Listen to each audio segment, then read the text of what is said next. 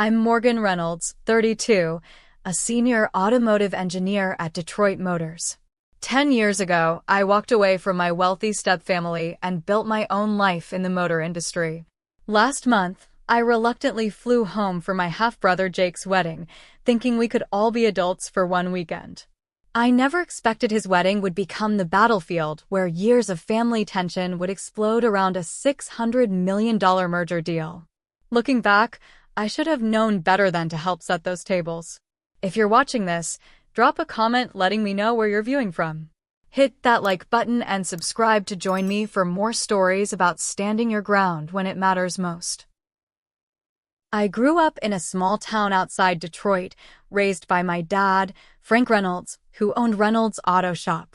My earliest memories are of sitting on a stool in his garage, watching him work, the smell of motor oil and metal permanently embedded in my senses. By 12, I could diagnose engine problems by sound alone. Dad called me his little engineer and taught me everything he knew about cars. He was so proud when I took apart and rebuilt my first transmission at 14. We were never rich, but we were happy in our little two-bedroom house. Mom had left when I was 3, something about needing to find herself. She'd send birthday cards sporadically, but Dad was my world. He worked 12-hour days to make sure I had everything I needed, especially after I showed interest in science and mathematics. "Your brain's gonna take you places my hands never could," he'd say. Then, when I was 16, Dad had a massive heart attack at the shop. By the time the ambulance arrived, he was gone. Just like that, I lost my father, my mentor, and my security. I was devastated but had no time to fully grieve. The shop was in debt, and I had bills to pay. So I convinced the courts to grant me special working papers and took over managing the shop while finishing high school. The regular customers trusted me because they'd seen me work alongside Dad for years.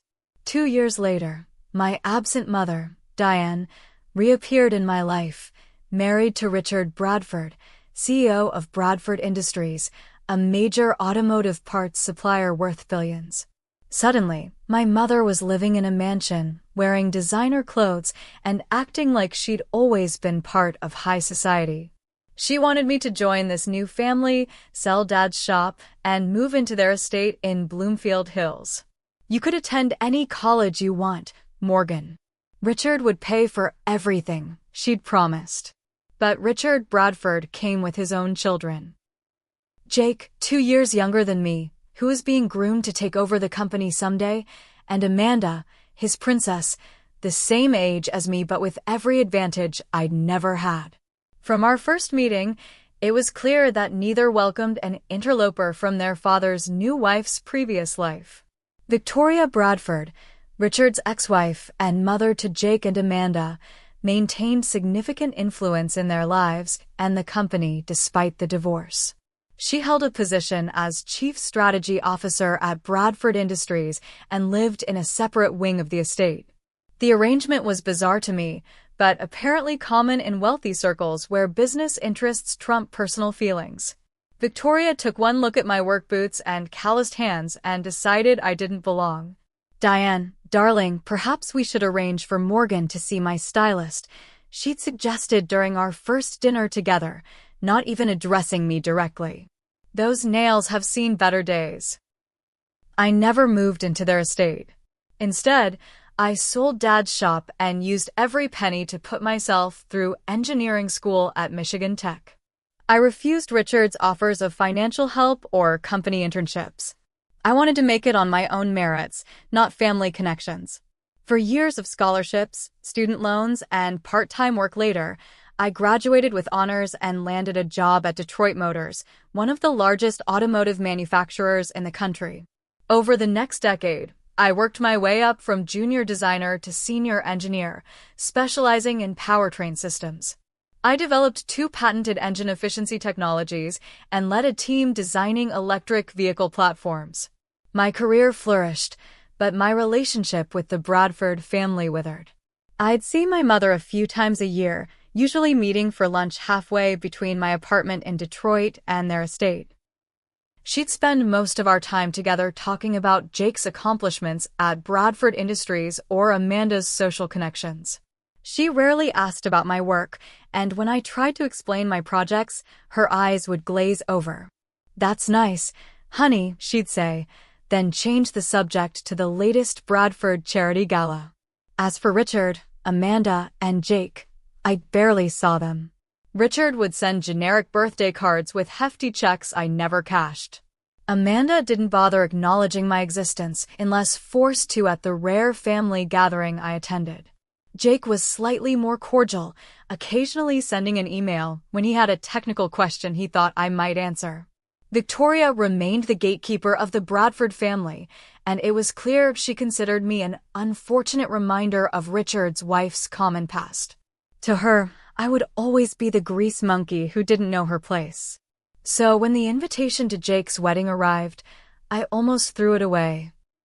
Jake was marrying Claire Winston, daughter of a prominent land developer.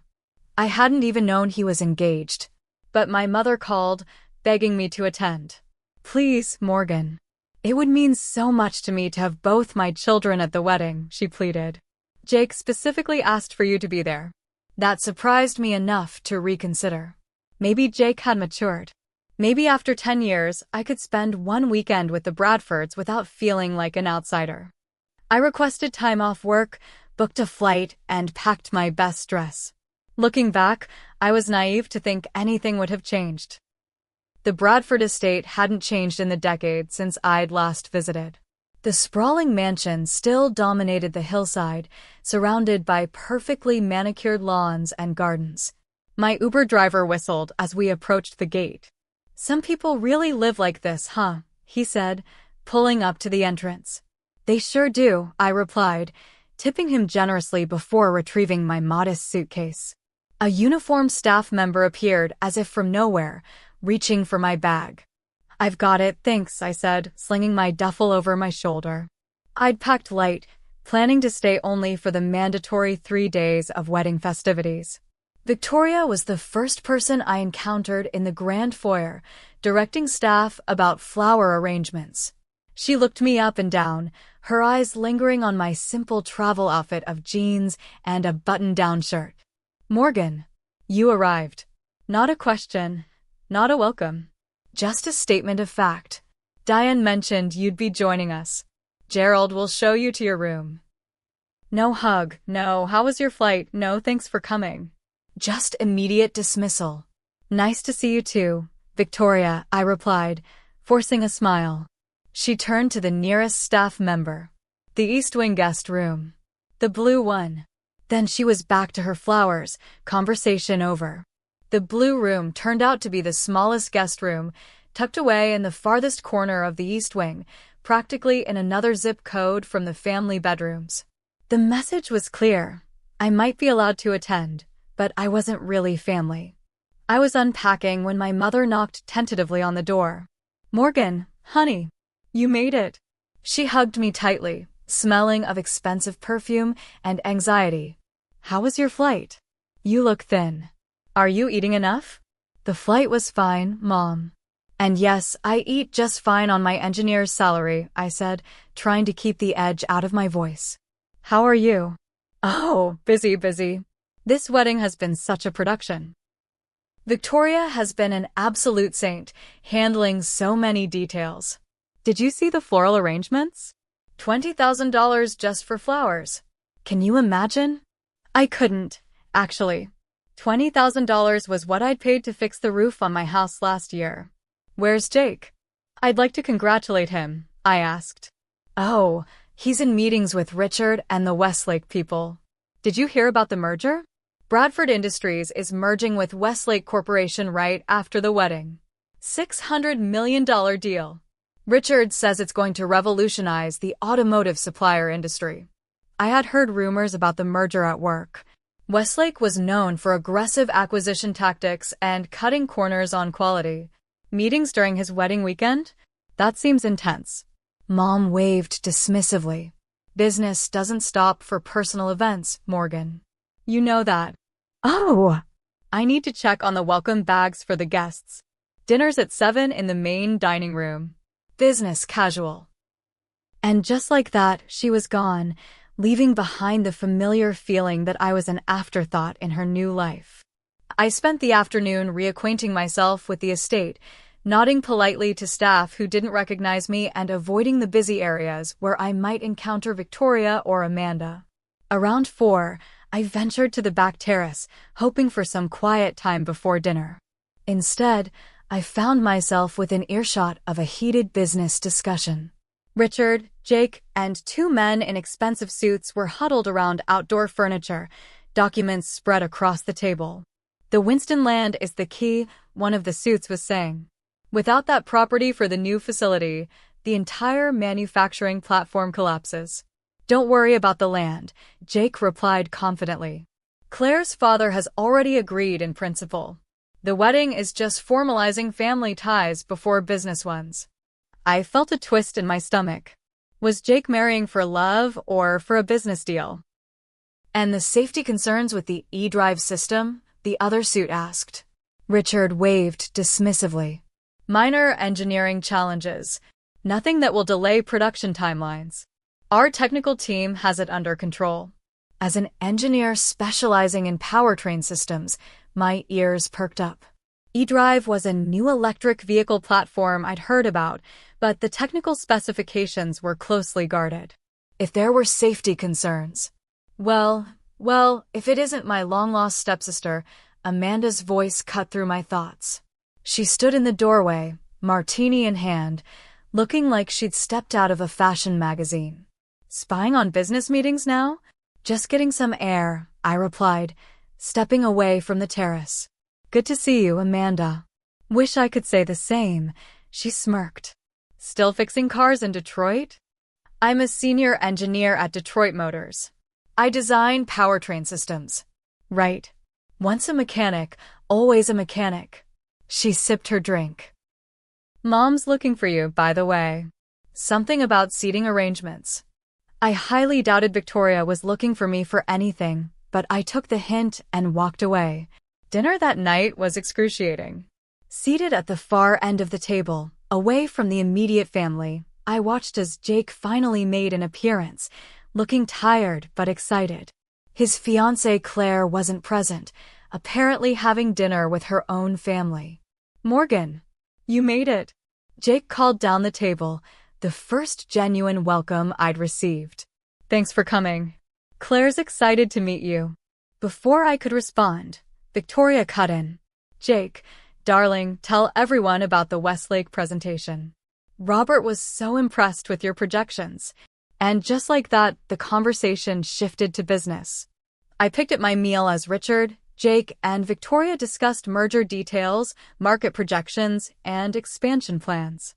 My mother occasionally glanced my way apologetically, but remained silent beside Richard. "What about the technical specifications for the new e-drive system?" I finally asked during a lull. "I've heard there might be some safety concerns." The table went silent. Richard stared at me like I'd suddenly started speaking in tongues. "Where did you hear that?" he asked sharply. "Industry talk," I replied smoothly. "I do work for a major automotive manufacturer." Victoria laughed, a brittle sound. "Morgan, darling, these are complex business matters. Perhaps stick to what you know best." "Like fixing cars?" I suggested, meeting her gaze. "Exactly," she smiled, missing or ignoring my sarcasm. "Now, Jake, about the rehearsal dinner tomorrow." The conversation moved on, my question brushed aside. But I didn't miss the concerned look Jake and Richard exchanged. Something about that e-drive system wasn't right, and they knew it. Later, as I was heading back to my isolated blue room, I overheard Victoria speaking to my mother in the hallway. "Really, Diane, I don't know why you insisted she come. She's completely out of place here. Did you see her asking about technical specifications at dinner? So inappropriate." "She's my daughter, Victoria," my mother replied, but her voice was weak. "And she is an engineer. She understands these things. She fixes cars," Victoria dismissed.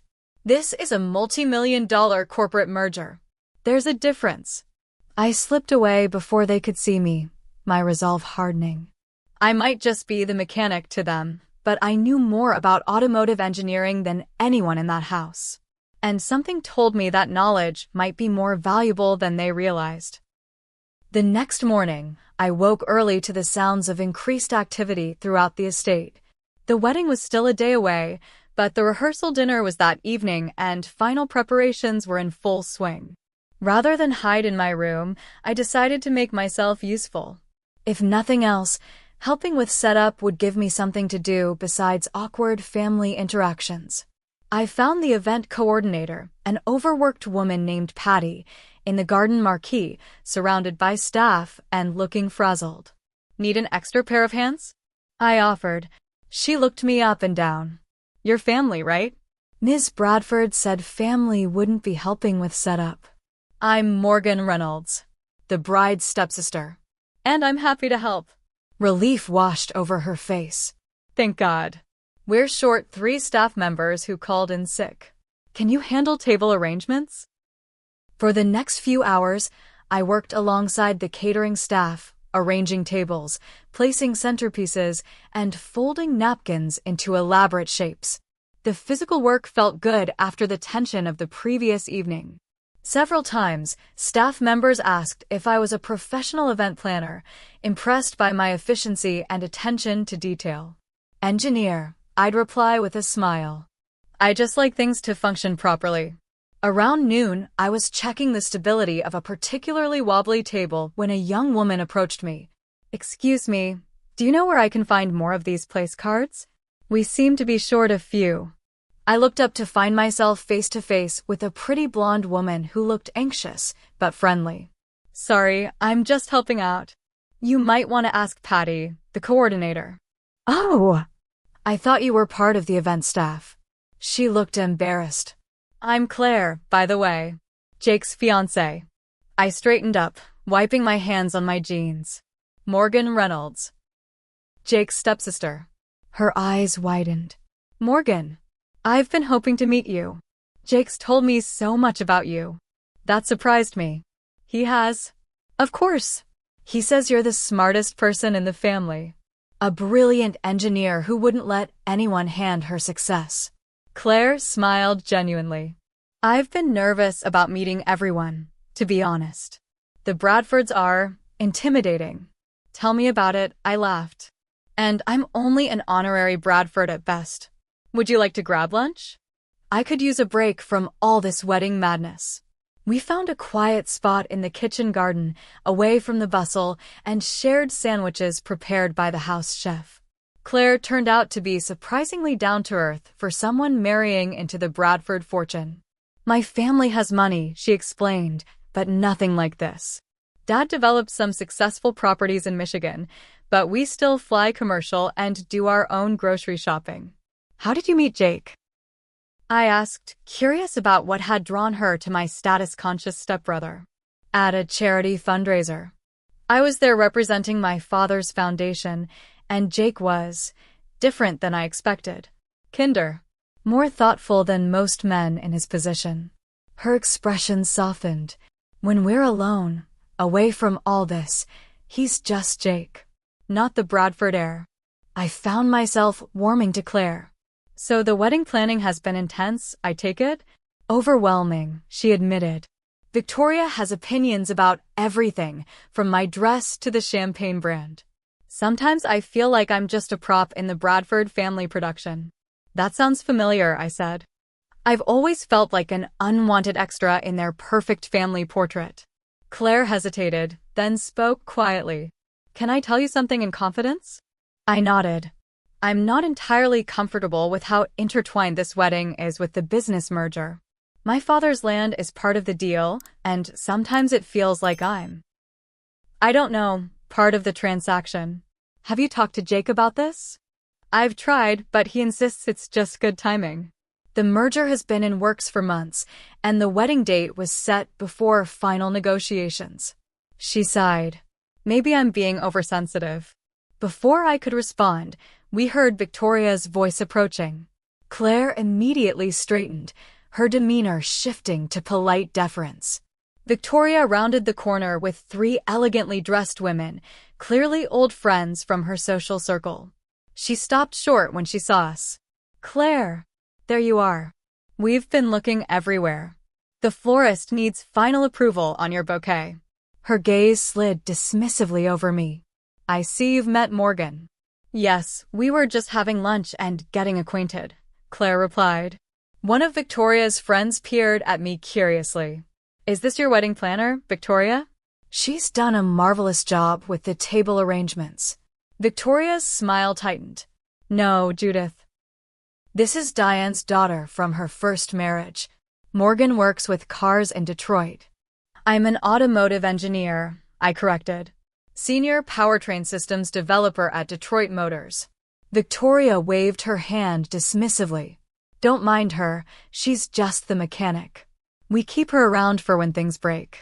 Her friends tittered with laughter. I saw my mother, who had just joined the group, wince visibly but remain silent. Claire looked mortified. The casual cruelty of Victoria's words hit me like a physical blow. 10 years of professional accomplishments, my patents, my team leadership position, all reduced to just the mechanic with a few dismissive words. "If you'll excuse me," I said, standing up. "I should get back to the setup." "Oh, don't trouble yourself," Victoria replied. "We've hired professionals for that." "Claire, come along now. We have decisions to make." As they walked away, I heard Victoria murmuring to her friends, no sense of social graces. "You can take the girl out of the garage." I stood there, humiliation burning through me, until Claire glanced back apologetically before being swept away. My mother wouldn't meet my eyes as she followed Victoria's entourage. In that moment, something shifted inside me. The hurt crystallized into resolve. I was done trying to fit into their world or earn their respect. I was Morgan Reynolds, automotive engineer, my father's daughter. And if they wanted to dismiss me as just the mechanic, they were about to learn how dangerous it could be to underestimate someone who understood how things worked. After the humiliating encounter with Victoria and her friends, I retreated to my room, fighting back tears of anger and frustration. For a few minutes, I seriously considered packing my bag and catching the next flight back to Detroit. What was I even doing here? Clearly, a decade of professional accomplishments meant nothing to these people. But leaving felt too much like letting Victoria win. I was here for Jake's wedding, not for Victoria's approval. I would stay, maintain my dignity, and then return to my real life where I was respected for my abilities. I decided to find the wedding itinerary to see what events I was obligated to attend and what I could reasonably skip. Mom had mentioned something about a folder of information in the family study, so I made my way there, hoping to avoid running into anyone. The Bradford family study was an impressive room lined with leather-bound books that probably never got read and expensive art selected by interior decorators. I located a stack of wedding folders on the desk, each labeled with a guest's name. Mine was at the bottom, of course. As I reached for it, I noticed a partially open laptop and several folders marked Confidential, Westlake Merger, Final Specifications. Next to them lay technical drawings of what appeared to be a new electric vehicle platform, the eDrive system I'd heard mentioned. I hesitated. These were clearly private business documents. But my engineering curiosity got the better of me, especially after hearing about potential safety concerns. I glanced at the door, then quickly leafed through the technical specifications. What I saw made my blood run cold. The eDrive system had a fundamental design flaw in its battery cooling system. Under certain conditions, particularly rapid charging followed by high-speed operation, the batteries could overheat catastrophically. We're talking potential fires, explosions, and serious injuries or deaths. Worse, it appeared Bradford Industries was aware of the problem. Notes in the margins indicated post-merger optimization required and defer redesign to Q3 next year. They were planning to finalize the merger with these known flaws and deal with them later, potentially after production had already begun. As an engineer, I was appalled. This wasn't a minor issue that could be fixed with a software update. This was a fundamental architectural flaw that required a complete redesign of the cooling system. Rushing this to market would be criminally negligent. I quickly took photos of the key documents with my phone, my hands shaking slightly. As I was replacing the files, I noticed another folder labeled Merger Correspondence. Inside were emails between Richard, Victoria, and various executives. One email from Victoria to Richard caught my eye. Regarding Morgan Reynolds' attendance at the wedding, I've made it clear to all partners that she is not to be included in any business discussions despite her automotive background. Her presence is a courtesy to Diane only. Keep her away from Westlake executives. She lacks the discretion and refinement necessary for these delicate negotiations. Another email, dated just 2 weeks ago. Winston land acquisition is contingent on marriage proceeding as planned. Claire remains uncertain about timeline. Jake must finalize by this weekend. Merger documentation prepared for signing Sunday morning before they depart for honeymoon. I felt sick. It seemed Claire's instincts were correct. Her marriage was indeed part of the business transaction. And Victoria had been actively working to exclude me from any involvement, despite, or perhaps because of, my relevant expertise. As I continued searching, I discovered something even more disturbing. The merger agreement included legal language that would effectively shield Bradford Industries from liability for any existing design limitations once the companies merged. They were creating a corporate structure that would make it nearly impossible to hold anyone accountable for the cooling system flaw. I was so absorbed in the documents that I almost didn't hear the approaching footsteps. I quickly replaced the folders, grabbed my wedding itinerary, and was pretending to read it when Richard entered the study. "Morgan," he said, clearly surprised to see me there. "What are you doing?" I held up the wedding folder. "Just looking for my schedule. Mom said the information would be in here." He eyed the desk, visibly checking if anything was disturbed. "Find everything you needed?" "Yes, thanks. Lots of activities planned." He nodded, still watching me carefully. "Your mother mentioned you were helping with setup earlier." "That's unnecessary. We have staff for that." "I don't mind helping. Keeps me busy." "Yes, well." He cleared his throat. "Morgan, I know we haven't always been close, but I want you to know I've followed your career with interest. Your work at Detroit Motors is quite impressive." The compliment surprised me. "Thank you, Richard. In fact, after the merger, we'll be expanding our engineering division. Someone with your expertise would be an asset to Bradford Westlake." Was he offering me a job? After 10 years of minimal contact? "I'm happy at Detroit Motors," I replied cautiously. "Think about it. Families should work together when possible." He smiled, but it didn't reach his eyes. "Now, if you'll excuse me, I have some work to finish before the rehearsal dinner." As I left the study, my mind was racing. Richard's sudden interest in my career couldn't be coincidence.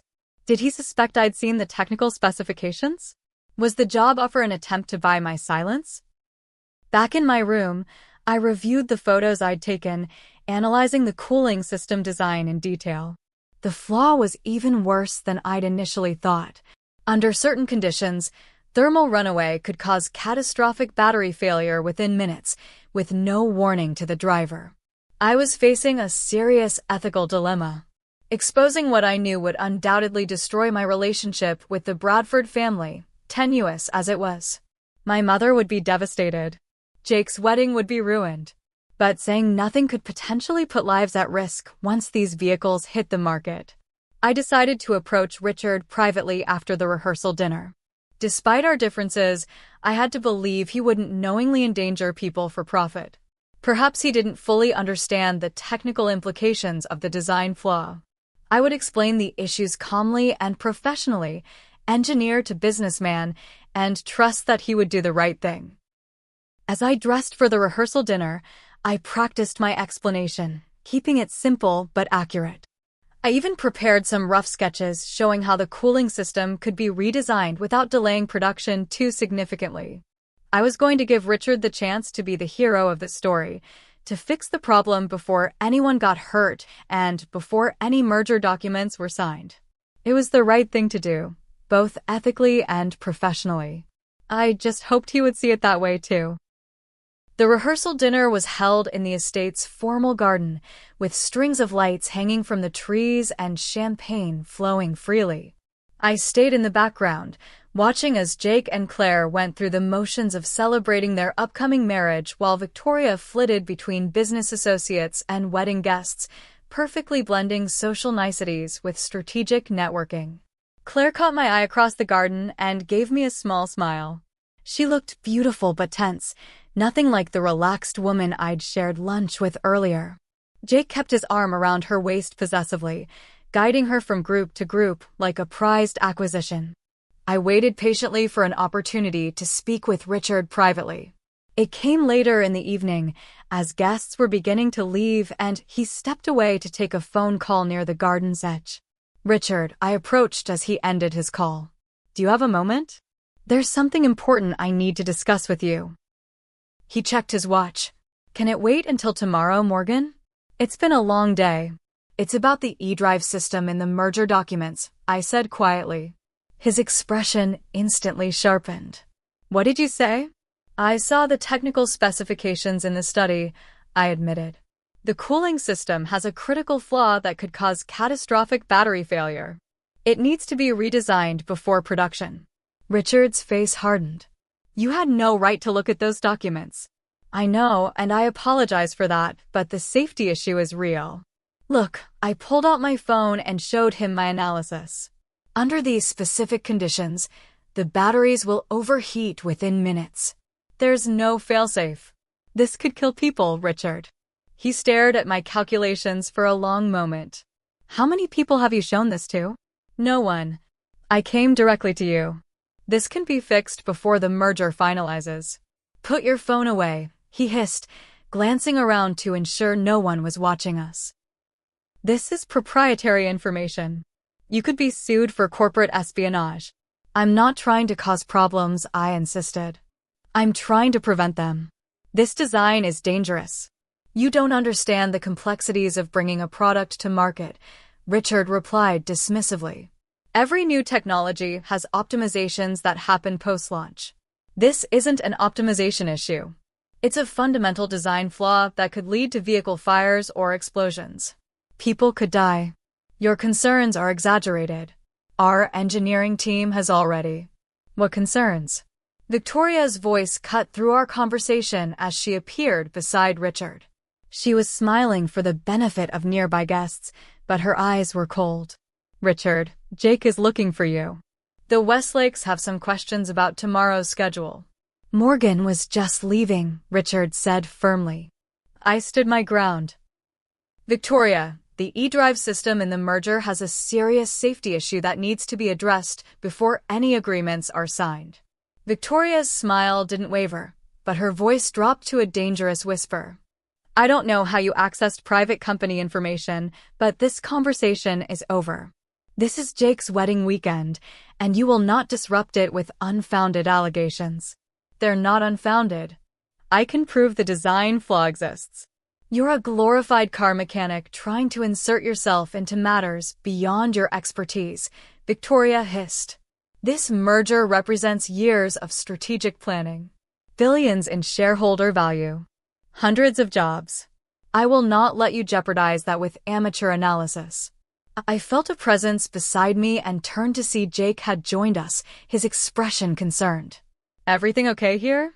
Your stepsister seems to think she's qualified to critique the e-drive system," Victoria told him. Apparently helping with table arrangements wasn't enough involvement for her. Jake looked between us uncomfortably. "Morgan, this isn't really the time or place." "Jake, you know I'm a powertrain systems engineer. This is literally my area of expertise. The cooling system design is flawed." I appealed to him directly. "You can't put this on the market as is." A flicker of uncertainty crossed Jake's face, but Richard cut in. "That's enough, Morgan. This is a family celebration, not a technical review meeting." "I'll contact Westlake directly," I said, frustration building. They deserve to know what they're buying. Victoria's fake smile finally dropped. You will do no such thing. If you attempt to interfere with this merger, I'll make sure Detroit Motors knows exactly what kind of corporate spy they've employed. Are you threatening me? I'm protecting this family's interests. Something you clearly have no regard for. My mother appeared then, her expression pleading. Morgan, please. Not now. This is Jake's special weekend. Mom, this is serious. The e-drive system always has to be the center of attention, Victoria interrupted smoothly. Some things never change, do they, Diane? My mother looked torn, glancing between Victoria and me. Morgan, maybe this discussion could wait until after the wedding? I couldn't believe it. Even now, faced with a serious safety issue, my mother was choosing to appease Victoria rather than listen to me. The merger is being signed after the wedding, I reminded her. This can't wait. Richard stepped closer, lowering his voice. Morgan, if you pursue this, you're not just attacking a business deal. You're attacking your family. Your mother's security depends on Bradford Industries' success. The threat was clear. My mother had no career, no savings of her own. She was completely dependent on Richard financially. Think carefully about your next move, Victoria added. Diane, take Morgan back to the house. She's had too much champagne. I've had one glass, I protested. Morgan, please, my mother begged quietly. Don't make a scene. I looked around at them, Richard calculating, Victoria triumphant, Jake uncomfortable but silent, my mother anxious and pleading. None of them cared about the truth. None of them cared about the potential harm their actions could cause. All that mattered was the merger, the money, the Bradford family reputation. Fine, I said finally. But this conversation isn't over. As my mother led me away, I caught sight of Claire watching the interaction from across the garden, concern evident on her face. At least someone seemed to recognize that something was seriously wrong. Back in the house, my mother followed me to my room. Morgan, I don't know what's gotten into you. This merger is incredibly important to Richard and Jake. More important than safety? More important than doing the right thing. You don't understand the pressure they're under, she insisted. The board, the shareholders, the market expectations. And you don't understand the technical issues I've identified, I countered. People could die, Mom. She sighed heavily.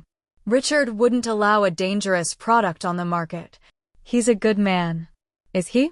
Because he just threatened your financial security to keep me quiet. My mother looked away. He didn't mean it that way. Yes, he did. And you know it. I sat on the edge of my bed, suddenly tired. When did you become this person, Mom? Someone who values money and status over everything else. That's not fair. I've built a life here. No, you've attached yourself to someone else's life. And you've let Victoria dictate your relationship with your own daughter for years. Her eyes filled with tears. Please, Morgan. Just get through this weekend. For me. For Jake. Don't ruin everything. As she left, I sat alone in the blue guest room, weighing my options. I could stay silent, attend the wedding tomorrow, and fly home Sunday knowing I'd done nothing as a potentially deadly design went into production. Or I could act, knowing it would likely sever my relationship with the Bradfords permanently and possibly hurt my mother financially. The wedding day dawned bright and clear, as if nature itself had been paid to cooperate with Victoria's perfect event. I dressed in my navy blue cocktail dress, appropriate but not attention-grabbing, and made my way to the garden where chairs had been arranged for the ceremony. Despite everything, part of me still hoped for a last-minute resolution. Perhaps Richard had reconsidered overnight. Perhaps he'd realized the liability issues and decided to address the design flaw before finalizing the merger. Those hopes were dashed when I overheard him speaking with the Westlake CEO before the ceremony. All documents are prepared for signing tomorrow morning, Richard was saying. The lawyers have reviewed everything. It should be smooth sailing. Excellent, the CEO replied. The board is very pleased with the eDrive acquisition. The market potential is enormous. They knew. They all knew. And they were proceeding anyway. As I took my seat for the ceremony, resolve hardened within me. Victoria had called me just the mechanic once too often. She was about to learn that sometimes the mechanic is exactly the person you should have listened to. The wedding ceremony itself was picture perfect, exactly as Victoria had orchestrated. White roses adorned every surface, a string quartet played softly, and the weather remained ideal as Jake and Claire exchanged vows beneath an elaborate floral arch. If you didn't know the undercurrents of business and family tension, you'd think it was a fairy tale wedding. I watched Claire carefully during the ceremony. She recited her vows clearly but without the emotional glow most brides exhibit. Jake, for his part, seemed more relieved than joyful, as if completing a particularly challenging business objective. Throughout the ceremony, I sat in my assigned seat in the back row, far from the immediate family. My mother occasionally glanced back at me nervously, while Victoria pretended I didn't exist. The seating arrangement told its own story. Bradford family members and Westlake executives occupied the front rows, with the Winston family, Claire's relatives, given prominent but slightly secondary positioning. After the ceremony, guests moved to the grand tent for the reception. My place card, as expected, seated me at a table far from the family, with distant acquaintances and business associates deemed too unimportant for better placement, but too important to exclude entirely. I watched as Richard, Victoria, and Jake worked the room with practiced efficiency. They moved from table to table, but it wasn't random socializing. They were systematically engaging with Westlake executives and board members, cementing relationships and discussing business even at this supposedly personal celebration. Claire was left to entertain her own family members, looking increasingly isolated in her designer wedding gown. When she caught my eye across the room, I gave her a sympathetic smile. She made her way over to my table during a lull in the formalities. "Morgan, are you okay? That looked intense last night with Victoria and Richard." "I'm fine," I assured her. "But I'm worried about some business decisions they're making." She lowered her voice. Jake was upset afterward. He wouldn't tell me details, but he said you'd raised concerns about the e-drive system. I did. There's a serious safety issue they're ignoring. Claire looked troubled. Jake respects your technical knowledge. He's mentioned it before. But he's under tremendous pressure from his father and Victoria. I understand pressure, but this is about doing the right thing. "What are you going to do?" she asked. Before I could answer, Victoria materialized beside us, champagne flute in hand. "Claire, darling, your father is looking for you. Something about a toast he wants to make." Claire hesitated, then squeezed my hand before departing. Victoria remained, studying me with cold calculation. "I hope you're enjoying the celebration, Morgan. So kind of you to join us, despite your professional commitments." "It's a beautiful wedding," I replied neutrally. "Claire seems lovely." "She is. Perfect for Jake and for Bradford Industries." Victoria sipped her champagne. "You know, Morgan, life is so much easier when people understand their proper roles. Claire understands hers. I do wish you'd learn yours." "And what role would that be, Victoria?" "The distant stepsister who visits occasionally and doesn't interfere with family business." She smiled thinly. "Now, if you'll excuse me, I need to introduce the Westlake CEO to some of our investors." As she walked away, I noticed several Westlake executives gathered near the bar, including CEO Howard Westlake himself. This was my opportunity. I straightened my dress, took a deep breath, and approached them with confidence. "Mr. Westlake," I said, extending my hand. "I'm Morgan Reynolds, Senior Powertrain Systems Engineer at Detroit Motors." He shook my hand, looking slightly confused. "Ms. Reynolds, are you a friend of the bride?" "I'm Jake's stepsister, actually. But I specialize in electric vehicle systems, particularly battery thermal management." I spoke clearly and professionally, the way I would at any industry conference. "I understand the eDrive platform is central to your merger with Bradford Industries." His interest visibly increased. "It is indeed. A revolutionary technology, from what our technical team tells me. The concept is promising, I agreed, choosing my words carefully. The integration of power delivery and thermal management is particularly innovative. You're familiar with the design? He asked, eyebrows raising. I've reviewed similar approaches in my work. The challenge is always balancing power density with thermal stability, especially in rapid charging scenarios. Howard nodded thoughtfully. That's been a focus of discussion. The Bradford team assures us they've solved those challenges. Have they discussed their cooling system architecture with you? Particularly the isolation between the primary and secondary cooling loops. A slight frown crossed his face. In general terms, yes. Why do you ask? I'd be interested to hear how they're handling thermal expansion during rapid discharge cycles. In my experience, that's where similar designs have encountered issues. Another Westlake executive joined the conversation. That's actually come up in our technical review. The Bradford team suggested it was a non-issue with their proprietary architecture. I smiled professionally. Perhaps they developed something revolutionary. Though in my experience, the laws of thermodynamics tend to be rather inflexible. Out of the corner of my eye, I saw Victoria notice our conversation. Her face paled as she registered who I was speaking with. She began moving toward us with alarming speed, Richard in tow. Morgan. Victoria's voice was artificially bright as she approached. I see you've met Howard. Howard, I hope Morgan isn't boring you with technical details on Jake's special day. Howard looked between us, sensing the tension. Not at all. Ms. Reynolds was sharing some interesting perspectives on electric vehicle thermal management. How delightful, Victoria said through a frozen smile. Morgan has always been enthusiastic about cars. She's just the mechanic in our family. We keep her around for when things break.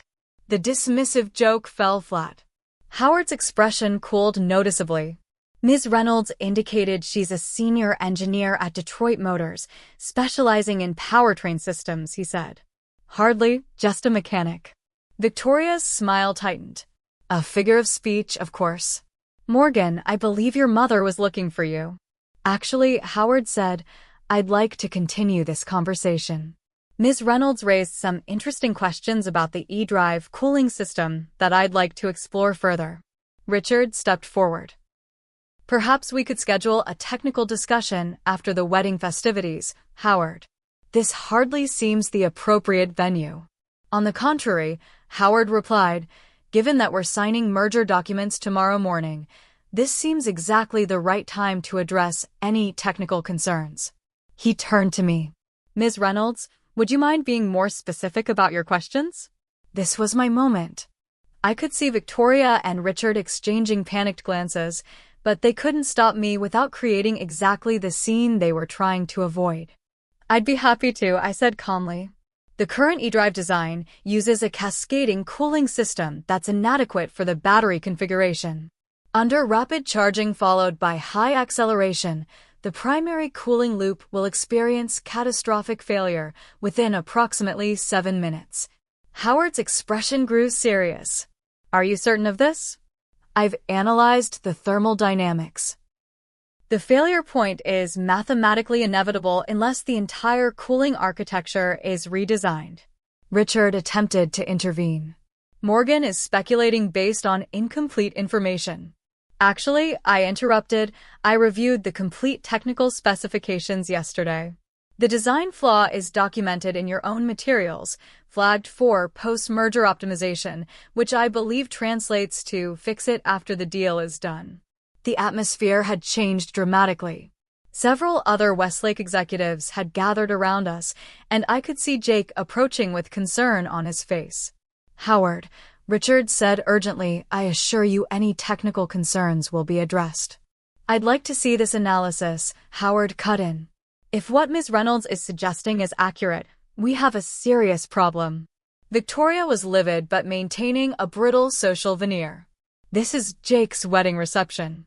Surely this discussion can wait until tomorrow. A discussion about a potentially fatal design flaw in the centerpiece technology of a $600 million merger? Howard replied coolly. No, Victoria, I don't believe it can wait. Jake had reached us now with Claire close behind. What's happening? He asked, looking between us all. Howard turned to him. Your stepsister has raised significant safety concerns about the e-drive system. Concerns that apparently your team was aware of but chose not to disclose to us. Jake looked at me, then at his father. The cooling system issue? I told you we needed to address that before proceeding. Richard's face flushed with anger. Jake, not now. When, Dad? After the papers are signed? After cars start catching fire? Jake turned to Howard. Morgan is right. The cooling system needs to be redesigned. I flagged this months ago, but was overruled. Victoria looked as if she might spontaneously combust. Jake, this is your wedding day. Your future with this company is meaningless if we knowingly release an unsafe product, Jake finished firmly. I was shocked. I hadn't expected Jake to back me up, especially not publicly in the middle of his own wedding reception. Howard Westlake surveyed the family drama unfolding before him with growing concern. I think we need to pause here. Clearly, there are internal issues at Bradford Industries that need to be resolved before we proceed with any merger. He turned to me. Ms. Reynolds, would you be willing to walk our technical team through your concerns in detail? Of course, I replied. Howard, please, Victoria attempted, her social mask cracking. Morgan is not even part of Bradford Industries. She has no authority. But she does have expertise, Howard interrupted. Expertise that appears relevant to a $500 million investment my company is about to make. He nodded to his colleagues. Gentlemen, ladies, I believe we need to reconvene.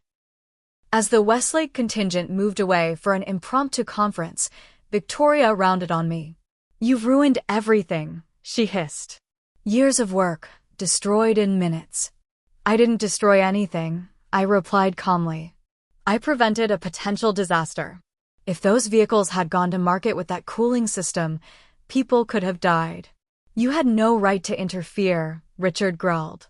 Actually, I had every right. As an engineer, I have an ethical obligation to speak up when I see a design that could endanger lives. Claire stepped forward, placing herself slightly between me and Victoria. I think Morgan did the right thing. And clearly Jake agrees. Jake nodded, his arm around Claire. I do. Dad, I tried to tell you the system wasn't ready.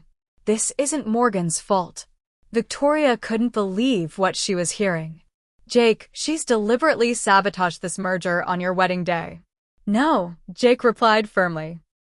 She's prevented us from making a catastrophic mistake, both ethically and legally. If those cars had failed after we knowingly concealed the defect, we'd be facing criminal charges, not just civil liability. As the argument continued, Howard Westlake returned.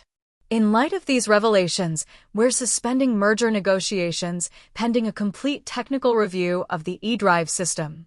Victoria looked as if she might faint. Richard's face had gone from red to ashen. However, Howard continued, glancing at me, we remain interested in the underlying technology. Ms. Reynolds, if you'd be willing to consult on the redesign of the cooling system, Westlake would be grateful for your expertise.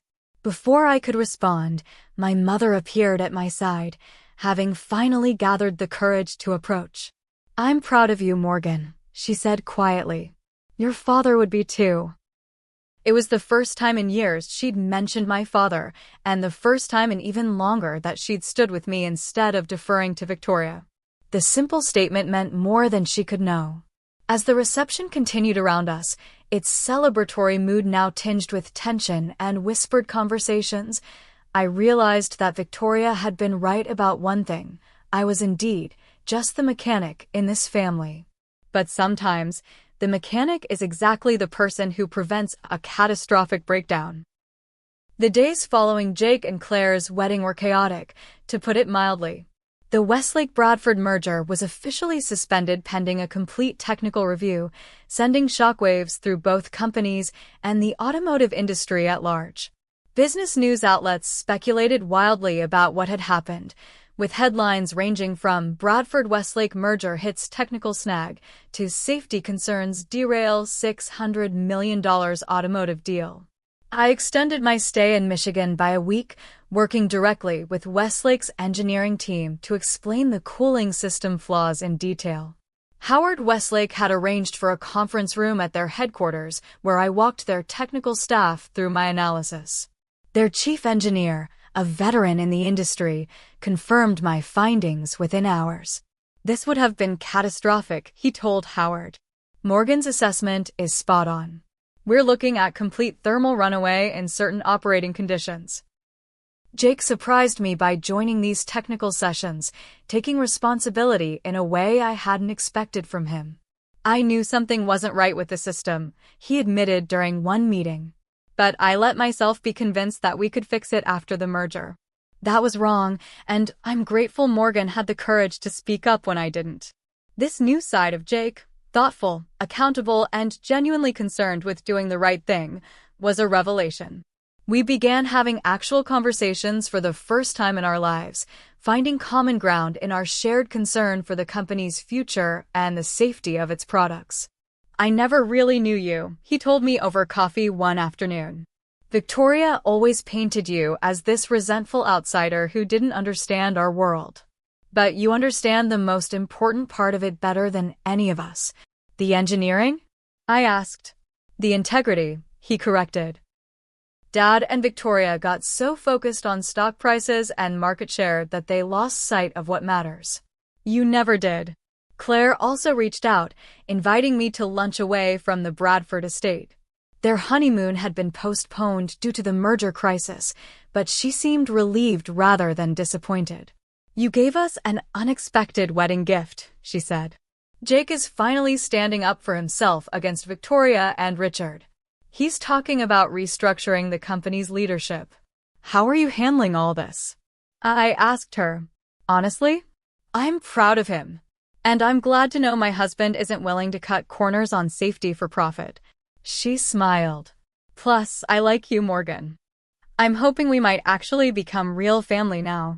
The situation with Richard and Victoria was less positive, as expected. Richard vacillated between fury and desperate damage control, while Victoria simply refused to speak to me at all.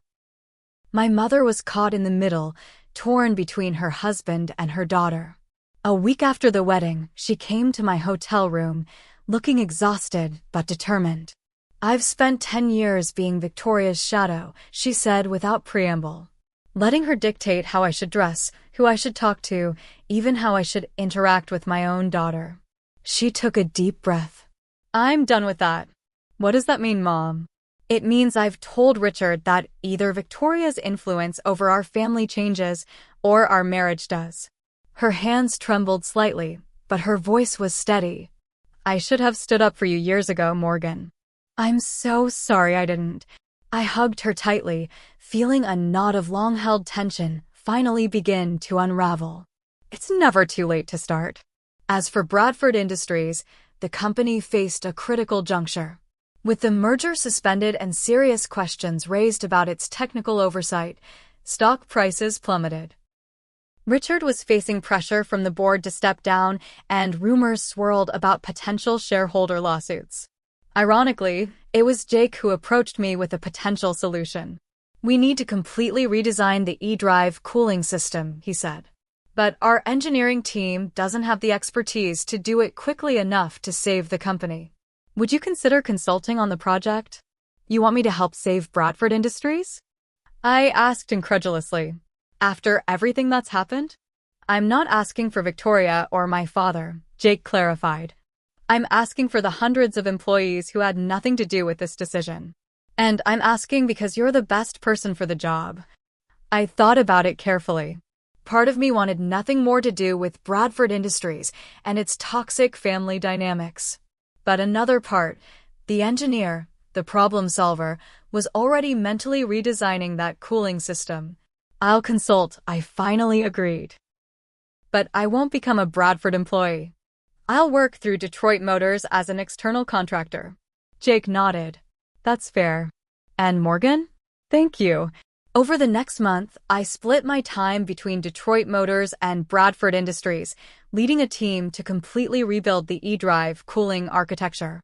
The new design incorporated redundant safety systems and fail-safes that would prevent catastrophic failures even under extreme conditions.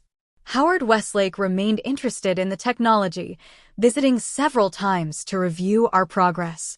Once we're confident in the safety systems, he told me, we'd be open to revisiting partnership discussions, though perhaps not a full merger. Richard, facing the reality that his company's survival now depended on the stepdaughter he'd dismissed for years, swallowed his pride and largely stayed out of my way. Victoria was less adaptable, making her displeasure known whenever our paths crossed. "Enjoying your moment of triumph?" she asked acidly when she encountered me in the Bradford Industries lobby one afternoon. "This isn't about triumph, Victoria. It's about fixing a dangerous design before anyone gets hurt." "So noble," she scoffed. "Don't think this changes anything. You'll always be the mechanic's daughter playing at being an executive." I smiled. "You know what, Victoria? I am my father's daughter. He taught me to fix things properly the first time, to take pride in my work, and to never cut corners when safety is on the line. If that makes me just a mechanic in your eyes, I'll wear that title proudly." 3 months after Jake's wedding, Bradford Industries unveiled the redesigned eDrive system to industry analysts. The reviews were overwhelmingly positive, with several experts highlighting the innovative safety features as setting a new standard for the industry. Jake, who had stepped up as the new public face of the company while Richard took a less visible role, made a point of crediting me publicly during the presentation. The breakthrough cooling architecture was developed under the leadership of Morgan Reynolds, one of the industry's foremost powertrain systems engineers, and, I'm proud to say, my sister. Not stepsister. Sister. I declined Richard's subsequent offer of a permanent executive position at Bradford Industries. My life and career were in Detroit, where I had built my reputation on my own terms. But I did agree to remain as a technical advisor, consulting on new electric vehicle platforms. My mother followed through on her promise to assert her independence from Victoria's influence. She began spending more time in Detroit, getting to know my world instead of always expecting me to fit into hers. We were rebuilding our relationship slowly, one honest conversation at a time. As for Jake and Claire, they finally took their postponed honeymoon 6 months after the wedding. Before leaving, Jake informed the family that upon their return, they would be moving to their own home rather than living on the Bradford estate. Victoria nearly imploded, my mother reported with barely suppressed amusement. She's losing her grip on the family one person at a time. A year after the wedding that almost destroyed a family business, I received an Industry Innovation Award for the eDrive cooling system design. Jake, Claire, and my mother sat in the audience as I accepted it.